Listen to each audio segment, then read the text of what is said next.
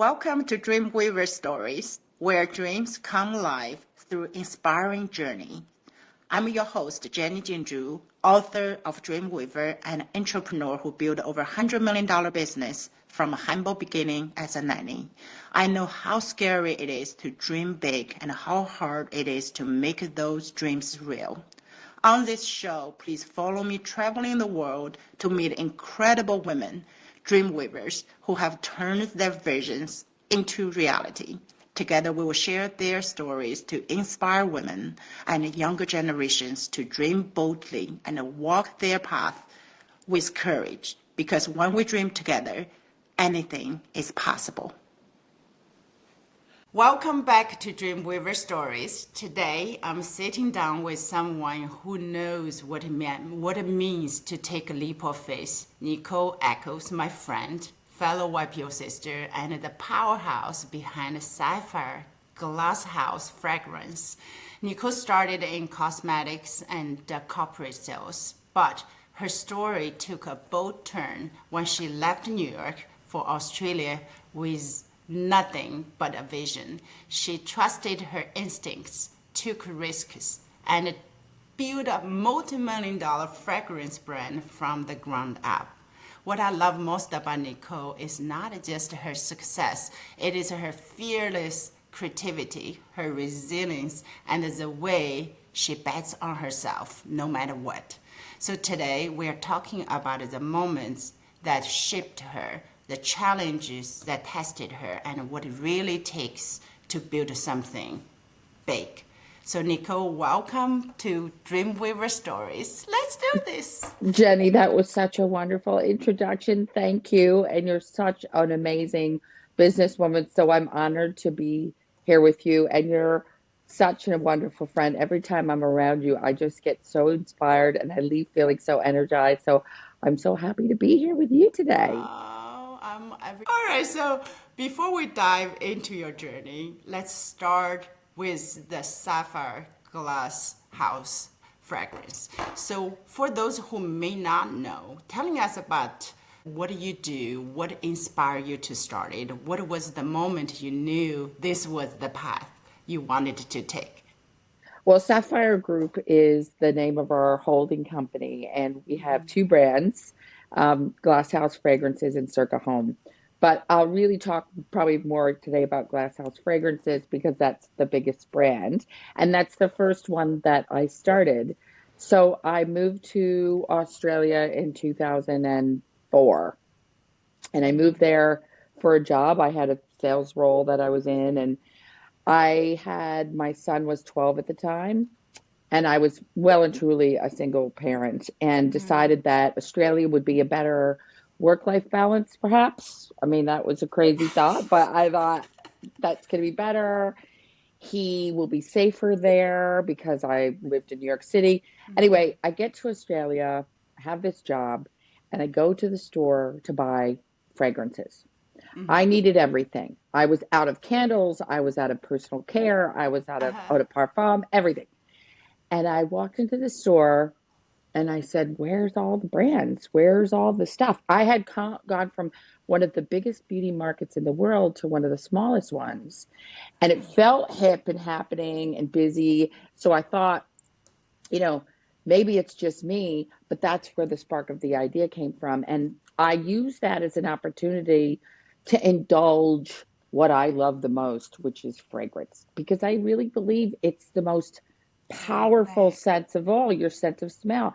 And I wanted to create the world's best fragrance brand. So I started with candles, and we then created the scented candle category down under.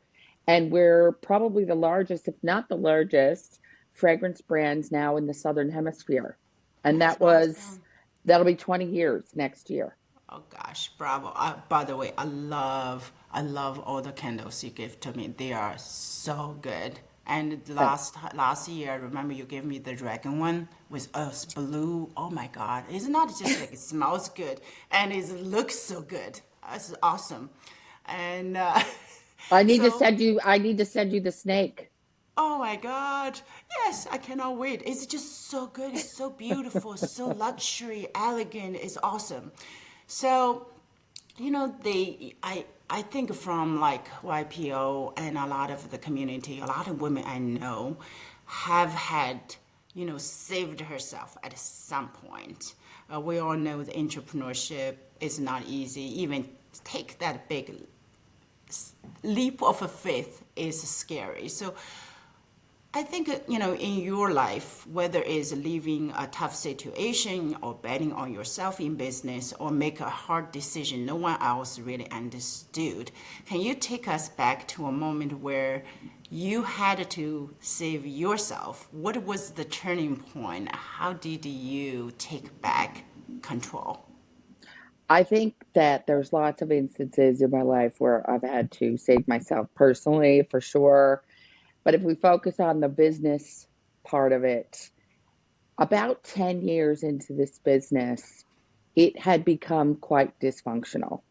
I had a dysfunctional board, I had a dysfunctional management team, and it got so hard. There was a moment where I said, I can't do this anymore. And there's more to life. I mean, that hard. My life's work, I was ready to just walk away. And something in me said, no, no, you're not. You have worked so hard. You have given up everything. You've left your family. You left your life in New York. You've moved to another country. You've created this thing. You need to just keep going. And I think that's when my head took over and I just cut off the stomach feelings. I've got this thing about it's either coming from my stomach and it's making me a bit uneasy or it's coming from my head. And when I'm in a situation that's really tough, my head turns on and the stomach switches off. Wow. And I think that's the only way that I can make rational, good decisions because I have to use my head. But I also, when I say that, I also let the universe guide me. I also let the feelings guide me. And at the end of the day, if it feels wrong, it probably is for me. So Yeah. I try to push past that. When I came from China to the U.S., we thought, it's brand new country, speak the local language, and so many culture difference.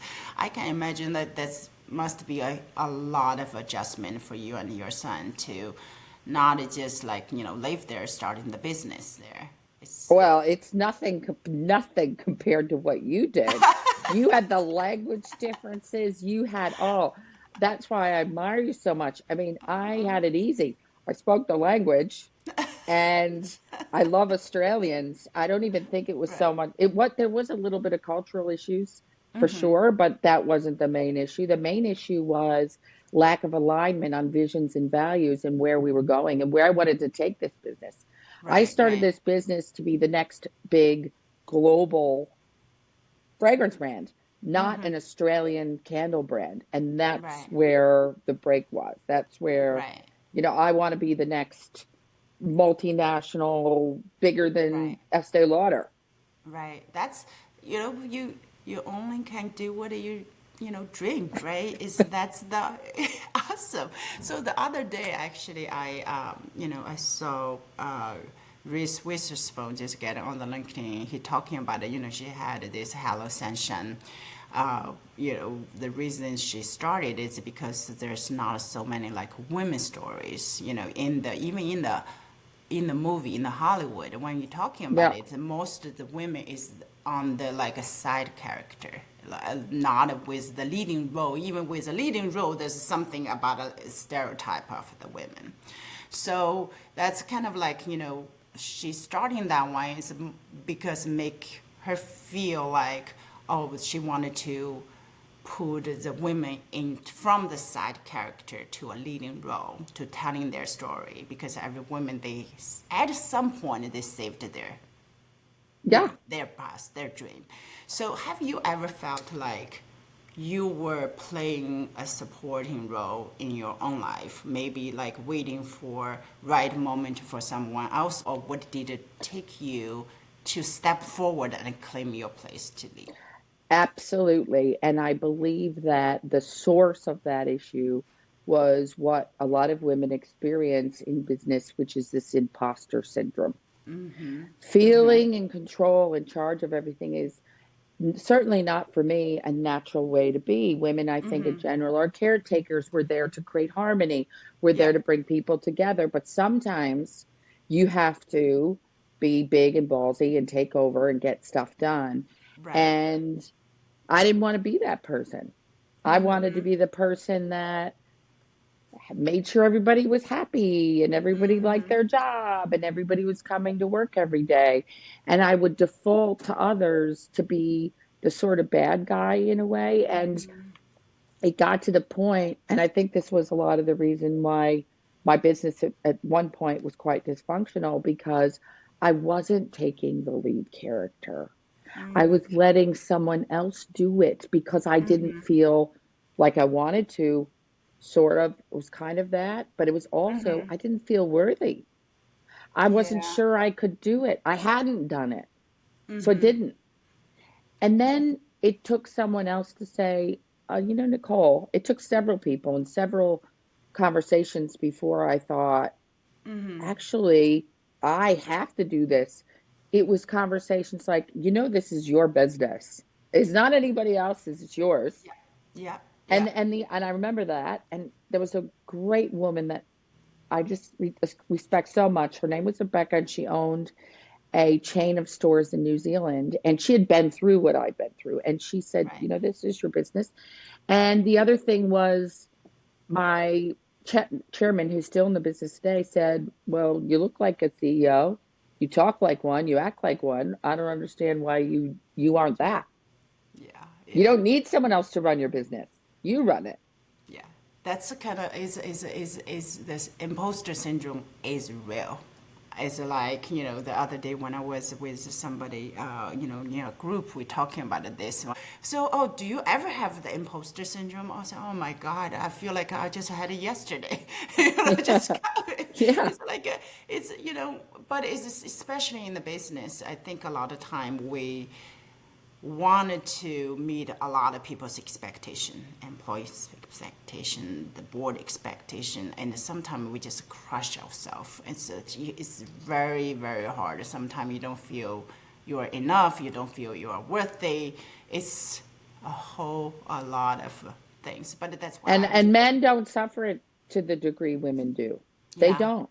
yeah, They I know I'm making a generalization, but when I talk to different professional men or people in business, they're kind of like, yeah, I'm kind of feeling my way through this, but I can do this and I'm just as yeah. good as anyone else. Like there's this, it's really there is a contrast for me when it comes to that. Yeah, it's that's why it's so important. I feel like to tell the women's story, like you just like you being all these 20 years, you built this fabulous brand, and when we sometimes we talk about it, I talk to a lot of like even in our chapter, all the women they are so successful, but when you think about it, a lot of time, oh, we just do what Humble. we do and we feel there's not much to talk about it. This is just what we did. But it is sometimes I feel like it's so powerful to listen to everybody's story. And also it's not just like, to inspire each other, but also like for the women behind us, for the women still to dream. They knew what they are going through, it's like you normalize all that challenge, you normalize that vulnerability. I think it's just like, it's okay. They knew they're not alone. So Yeah, that's, I agree completely. I think what this is wonderful what you're doing, Jenny. oh, thank you. So if you like could, this is a kind of a hard question, but it's like, it's, if you could go back to rewrite the chapter of your life, not to change it, right? Just like to understand a little differently than what you were then. So what would it be? What would you tell the version of yourself living in it then? I I think it's really hard when you have the benefit of experience, because it's hindsight's 2020 vision and you can look back and say, gosh, if I had known that, if I had understood that experience. Now you look back and everything's so clear Yeah. because you've lived and you've seen other people. I think I have more of a personal example, and Yeah. it's more about self-regulating your feelings when you're really frustrated. I remember when I was a parent and I was trying to get Gregory ready for school, and you're a mother, and they're not listening and they're not putting their Yeah. shoes on, and you have to get out the door in 15 minutes. And there would be days where I would be in tears and so upset because I'm going to be late, and it was just so hard, right? Business is hard, but being a parent is so Oh, difficult. the mompreneur. It's like, That- oh, it's so, I totally get it. It's like, I used to be like, when you're talking about it, it just makes me think about, used to be, I feel so guilty. Guilty, oh, you guilt, want, you wanted guilt. to be the, in all the sports event, you're there, but you have a huge customer meeting. And then, then you have like, you're supposed to go with the vacation, then you have something you have to do. I think but now, I don't know, how old is your son now? Well, he's 30 now. Oh my God, it's crazy. 12. He's 30 now, but I would have gone back to my old self and and said, girl, pull your shit together. I, You need to calm down. You are doing a lot. And kids don't want to put their shoes on, yeah, and they don't want to go to school. And there's all these things they don't want to do, but you have to just take a deep breath and realize you're trying to do a lot here, yeah, and give yourself a break and give that child a break, it's so true. because it's just what it is. And you That's, can either get upset about it yeah, and cause yourself to feel, or you can just calm the hell down and yeah. do the best you can. It's, Why it's, make it it's, worse feeling the stress and the upset? Why I make it worse? know. It's already bad. You're already trying to fit 4 million things into a box. Why make it worse by getting upset about it? Just calm Yeah. down.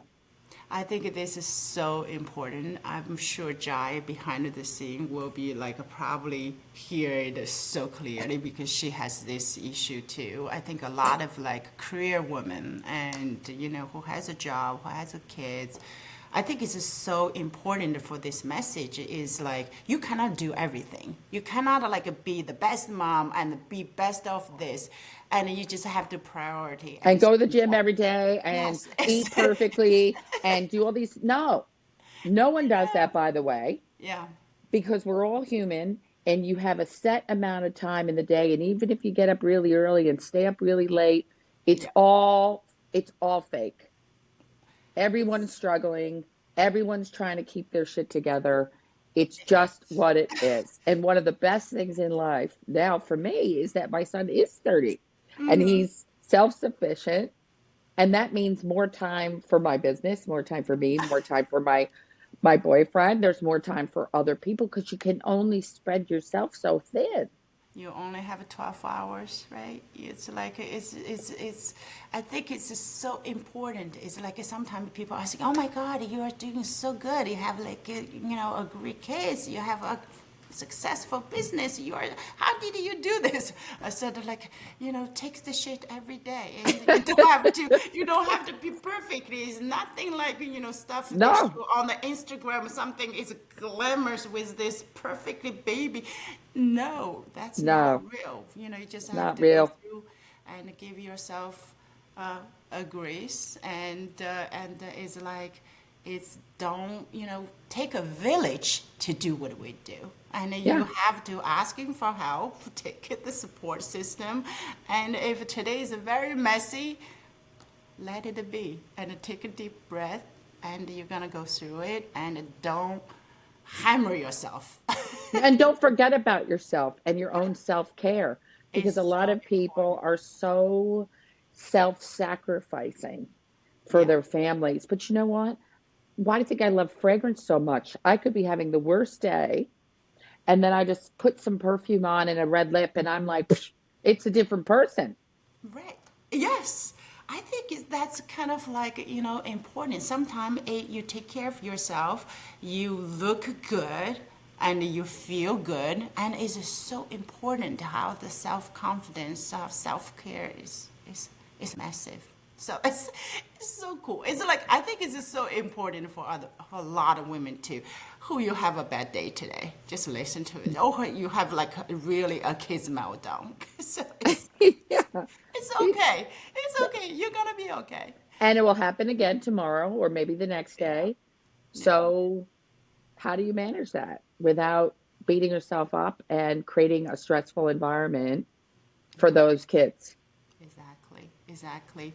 So, the whether it's personal life or professional life, and testing you a lot of ways you never really expected in the last 20 years. So, what is the one hard lesson that, in hindsight, turned out to be the greatest gift? Well, that's an interesting question. I was always a little bit resentful of people who were born into families that had money. Because I thought, how easy would that be, or how lucky is that person that they don't have to buy their first car on their own? Not that I did. My parents were wonderful, and they did buy my first car, but or my first house. That's a better example. Yeah. Someone's taking care of the down payment for your first house, or here's someone's giving the money for your startup, or whatever. Someone's paying for your college. I didn't have any of that. Yeah. And I there was a time in my life where I was quite resentful about that. Like, I can't believe I was born into this family, it's been so hard, other kids and blah, blah, all these things you Yeah. tell yourself. But you know what? If I didn't have what I'd had or the circumstances in which I was born, I would not have anywhere near the level of resourcefulness that Right. I have, Yeah. the level of skills that I have. Because when you don't have anything, it takes a very special set of skills to build from Creativity. nothing. Exactly. Exactly. And that, in hindsight, was a massive gift because there pretty much isn't anything I can't figure out. Yeah. Give me a problem, I will figure out a solution. Yeah. I I think it's, don't want to, I don't like to work all the time, but yeah, it's funny. It's like, I talked to a few friends. Actually, they were, come out from very wealthy family. It's very different than like, two of us. Sometimes they say, oh, they have their own issues too. They have to prove themselves. They have to like, that's all. But when you're looking back at what I really like feel like I learned is like, you're looking back, no matter what is that the hard scenario we had, the situation we had, and it feels like it's exactly where we needed it to be because it teach us something and make us who we are today. I think I don't know, you call it the karma, I don't know, you call whatever else. Like when I even like the heart-wrenching lessons we had, like, even the two divorces that we had, I just feel like, oh my God, it's just taught me so much. And it's just like, it's meant to be. It's just, you know, it is. And to your point, money is not the answer to happiness and it doesn't solve problems. definitely And not. just like Yes. you, there are so many people that I know that have unlimited resources when it comes to cash. Yeah. And humans find a way to make problems. Yeah. They Yep. find a way to create drama regardless. And I think that's where the self awareness of that, being clear that you in Yeah. many cases can avoid some of these problems if you really are aware that you're creating them.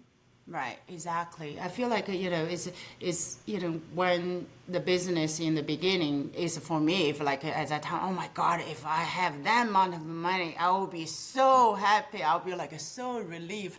But once you really get into that level, and you feel empty if you don't have something you really Correct. feel is like there's something meaningful. There's something meant, make you getting up every day so excited because you cannot make you so excited just sitting on the beach every day or whatever, go travel.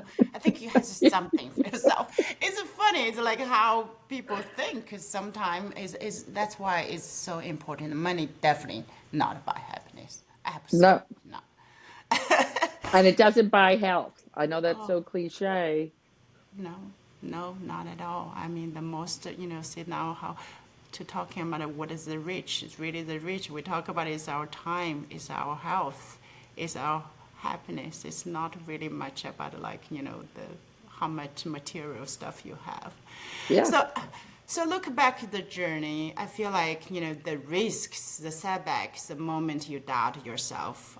What would you tell your younger self if she was standing in front of you today and unsure of what is next? What words of courage or wisdom you give to her? I always had so much anxiety about doing everything right and making the right decisions. And sometimes you don't know the answer. And that used to give me a lot of anxiety. And Yeah. to avoid that, I would tell her, you don't know the answer. It's okay, you don't know. And you have to feel your way through these things. You don't know your way through them. Yeah. You Yeah. don't have the answers. So you have to make the best decisions you can with the information you have, and you have to feel good about that. Yeah. You just figure out along the way. You don't have to think about it. You needed to figure out before you start everything. It's we all like working in progress, right? It's like it's Just okay. the best way to start is Yeah. to get started, Yes. and then you Yes. figure it out. Figure out. Don't overthinking. It's so funny with like this. I started this foundation, Dreamweaver Foundation. So I said, oh my God, how are we gonna do this? What do we need to do? We do know the goal, the mission. We wanted to inspire women to dream beyond their circumstances, just like you and me, right? We never thought what could be achieved today, but we had the dream we wanted to be. But there's a lot of women there, they have a dream, but they were afraid, oh my God, and then maybe it's too far away or too high for them to reach. So that's kind of like what we started to do this. But it's like in the last 4 weeks, we didn't even know this. What we are doing right now literally come up with like last 2 weeks probably. And so I say, don't make it worse. There's another example of that. Let's say you don't feel good about your body and you're in a relationship with someone. They obviously like your body. And then what? You're going to cover it up and act all shy and whatever and you're making it worse. So not only are you not confident, now you're also acting like you're not confident. You Right, just got right. to fake it till you make it. It's the confidence. It's so important. Sometimes just overthinking, just kind of getting yourself is crazy. So, so another thing I knew, we both in the YPO, and we both believe in the power of surrounding ourselves with a strong, like-minded women. And why do you think having a community, whether it's a YPO or a circle of close friends or network of the fellow dreamers, is so important for women? So how has it shaped you personally and professionally? Well, I think it's vital. It gets you out of your head. So I think when you operate alone, everything's internalized Yeah. and you swirl thoughts, ideas, experiences all within yourself. And maybe you read or maybe you watch a show, but it's not the same as Yeah. sitting around a group of people who also have similar stories, or maybe they're not similar, maybe they're on a different pathway, but you're learning Yeah. from them, they're Yep. learning from you. It's like a support group. Yeah. There's a reason people join support groups, and it's because it makes you feel good. And when you feel good, you do your best work.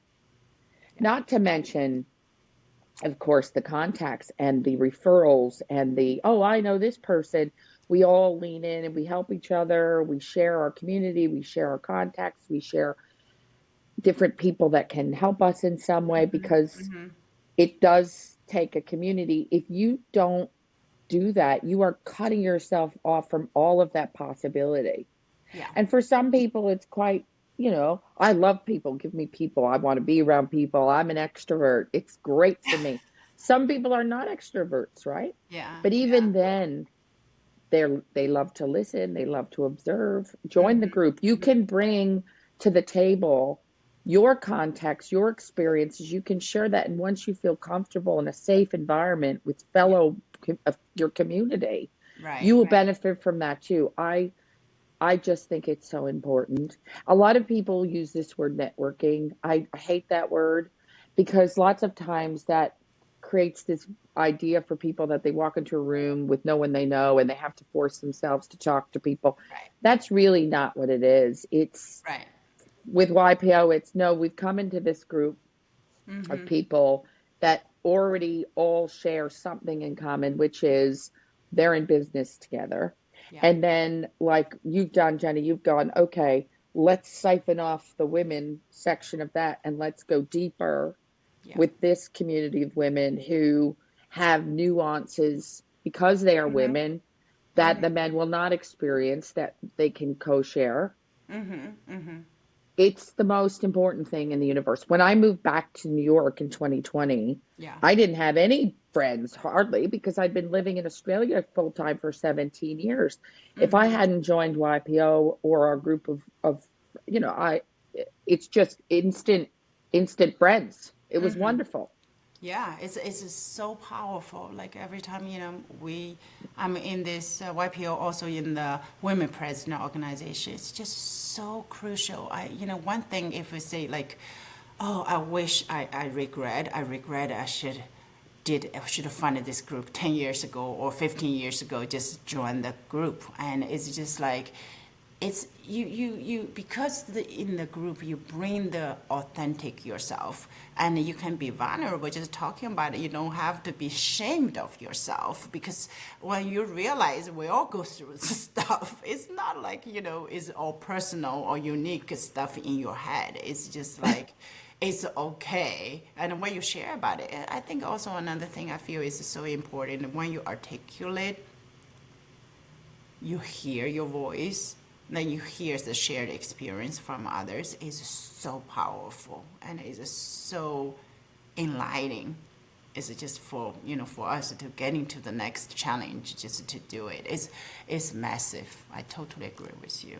Oh, awesome. We're so lucky. That's kind of the thing I wanted to do is like, I feel because, there's a lot of criteria to be in the YPO or like, WPO, different organizations. I hope like, if we can getting the story, like your story out and let the people to really hear, your the shared experience. I think that will be help a lot of women to inspire them to just keep going. And I'm so happy you are on. And even if you don't qualify for YPO because your business isn't big enough or whatever it is, there's plenty. If you're in business, there's EO, but there's Yeah. also if you're not in business yet, everywhere there I've ever been, there's always something, Yeah. some community of something for people who share interests or any of that works Right. because So that. it's bringing people together. You don't have to Yeah. be in a structured group like YPO.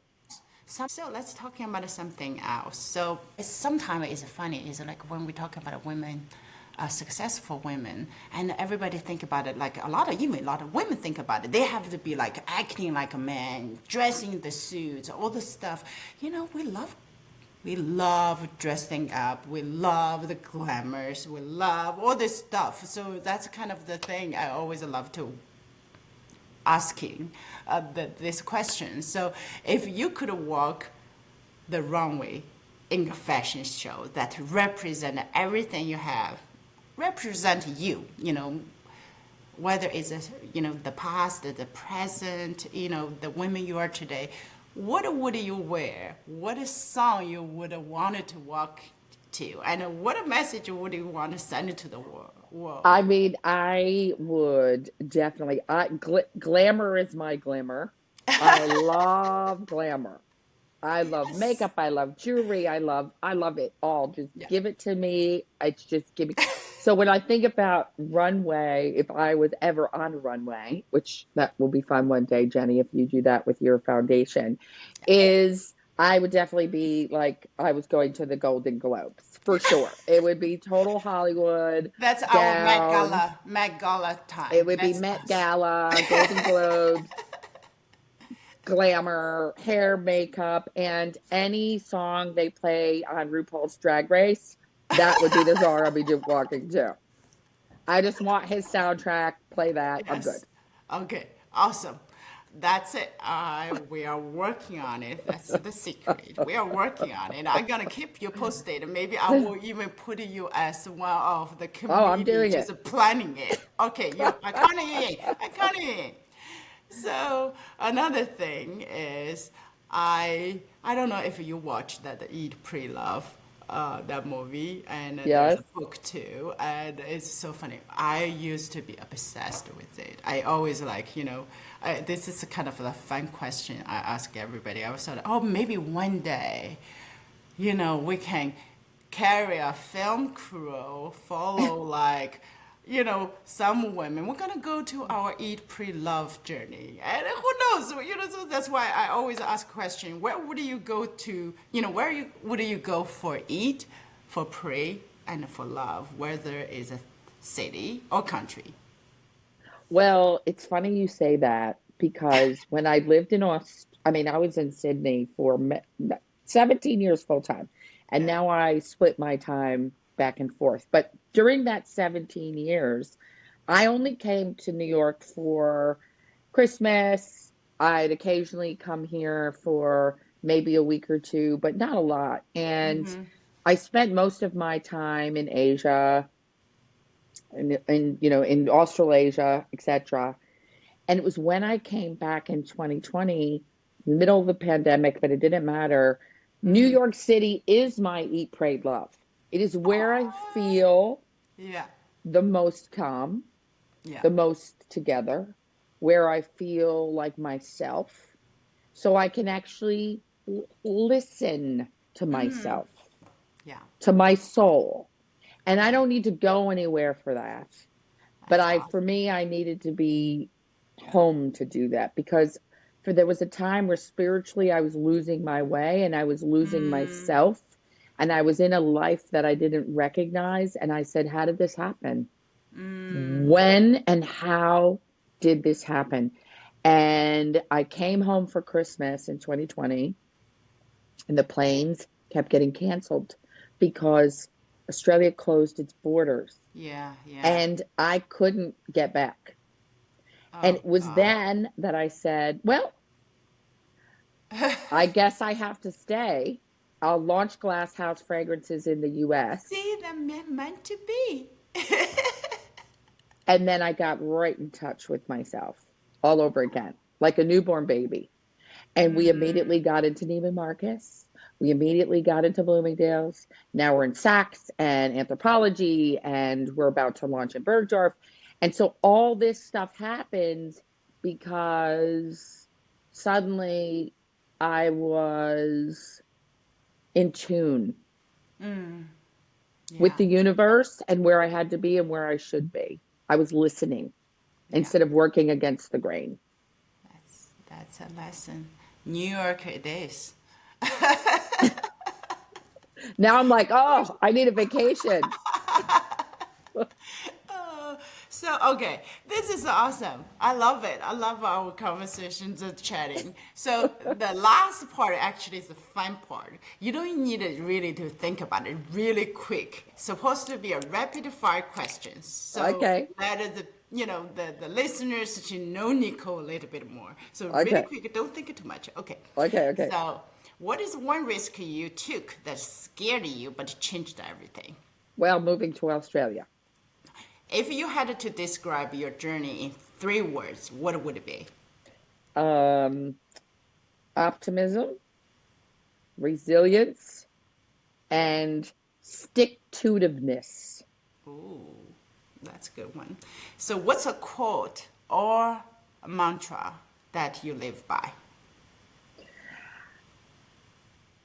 I like if you think you can, or you think you can't, you're right. All right, that's a good one. If you could have dinner with any three women, past or present, who would it be? Oh, that's a tough one. I think Meryl Streep because I love her. She's I divine. love her too. um, Can I join Margaret you? Thatcher. Margaret Yes. Thatcher because I love history and I think Uh huh. that would have been a very interesting job. And third one. Well, I like Oprah Winfrey. Hmm. That is the three awesome women. I'm gonna crash the party. And I've already had dinner with you, Jenny, because you were on the last spot. I would be anytime, you know. So what is the? Let's have a few more. What is your go-to comfort food for a long, tough day? Oh my goodness. I was asking my boyfriend because I'm like, I don't even know. I think it would be cheese and crackers, of course, with the Y. So wine, cheese, and crackers. Those are the. So you did all this amazing fragrance. What's your favorite fragrance? What's my favorite brand or my favorite fragrance? Fragrance is the smell, the sense, like for home and personal. I oh gosh, it's so there are two scents in my range that I love. One is called a Taha Affair, which is really unexpected because it's this caramel vanilla, Uh huh. but it pays the bills. And I love it because it's our biggest selling fragrance. So I would say that. The other one is a fragrance called Kakadu, which was one of the first fragrances I ever created with for Glasshouse. So it when I smell it, it just it links me to a moment in time when I Yeah. was founding the business, and it makes me feel. It just takes me back to that place and that feeling that I had, and I that excitement and enthusiasm, and I still have that. But I love, yeah, I love remembering that moment. Oh, that's awesome.